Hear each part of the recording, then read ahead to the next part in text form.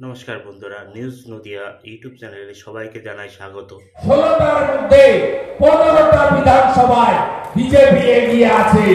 আর নন্দীগ্রামে আমি 26% সংখ্যালঘু ভোটে একটাও না পেয়ে 1956 ভোটে যেমন মমতা ব্যানার্জিকে হারিয়েছিলাম, এবারেও তার 4 গুণের বেশি ভোটে অভিজিৎ গাঙ্গুলি আমাদের প্রাক্তন জাস্টিসকে এগিয়ে রেখে আমরা লড়েছি এবং আমরা জিতেছি।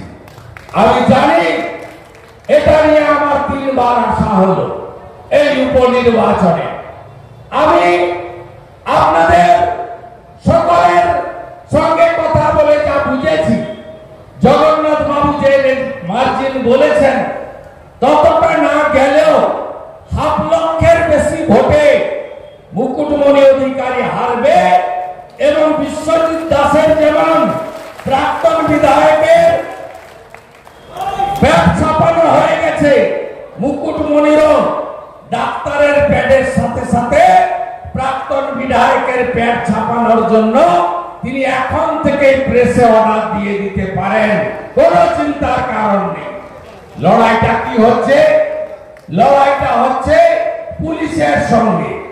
পুলিশ বাবা পার করেগা, পুলিশকে নামানো হয়েছে। আমি আমার বিজেপি কর্মী সমর্থকদের বলবো, আগামী কয়েকদিন যদি থানায় ডাকে সিভিক ভলেন্টিয়ারদের দিয়ে, ভিলেজ পুলিশদের দিয়ে কেউ থানায় যাবেন না। সেকশন 41 এর নোটিশ ছাড়া কেউ থানায় যাবেন না। এদেরকে কি করে সোজা করতে হয় আমি জানি। আমার এলাকায় ভোটের 2 দিন আগে একটি তফসিলি মা 60 বছর বয়সী রফিকালা আড়িকে খুন করে দেওয়া হয় নন্দীগ্রামে। সেখান থেকে মূল খুনে অভিযুক্ত তৃণমূলের একজন গুন্ডা খোকন সিটকে পুলিশ তুলে নিয়ে আসে থানায়।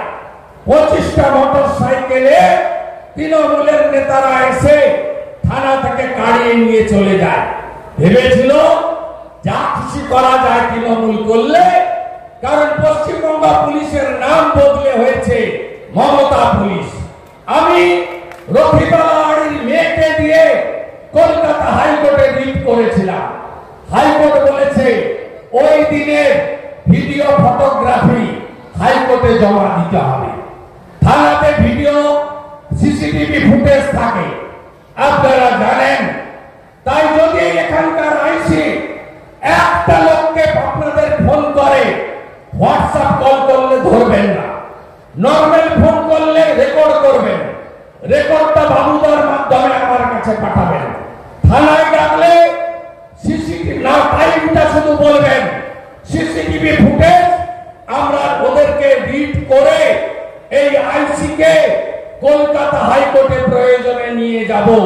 যদি একটা বিজেপি কর্মীকে আগামী 4-5 দিনের মধ্যে কোনোভাবে ডিস্টার্ব করে, আপনাদের এই লড়াই লড়তে হবে। আপনাদের চিন্তার এতটুকু কোনো কারণ নেই। বিজেপি